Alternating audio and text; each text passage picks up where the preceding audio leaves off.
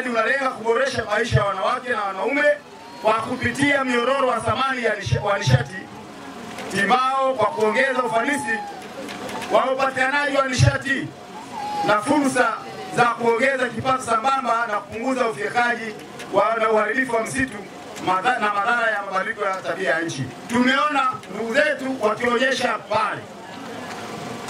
Tunahitaji mkaa wa kutosha mbadala.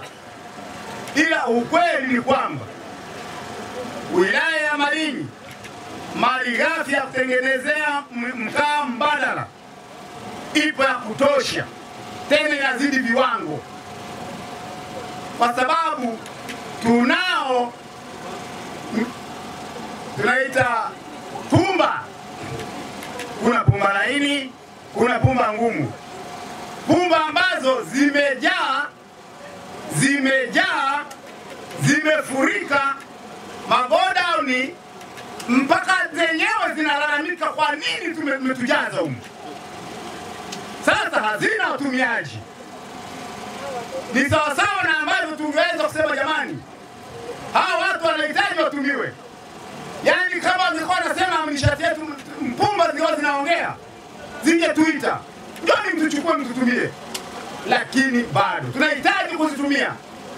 Kwa kuwa malighafi ya pumba ipo ya kutosha, ninaamini ndugu zetu wa Usemini na wadau wote wapendwa mlioko hapa, wote mlioko wadau wa mazingira, wadau wote, stakeholders wote mlioko hapa, tukiacha kwamba mradi huu unafanya kazi kwa kiwango kikubwa kwa mitambo, kwa mashine za kuharakisha mambo, tuna uwezo wa kutumia nishati safi na nishati mbadala, mkaa mbadala, bila kuharibu mazingira kwa kiwango kikubwa wilaya nzima ya Malinyi.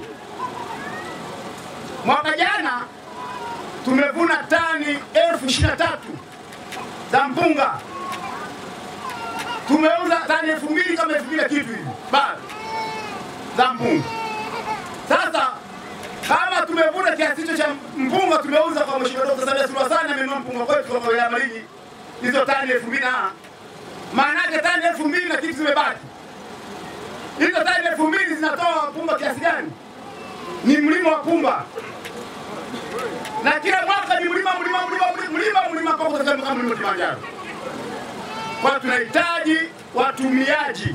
Kwa hiyo nadhani sasa hivi ni wakati mwafaka wa kuwawezesha ndugu zetu hawa watumie pumba kama malighafi ya kuzalisha nishati.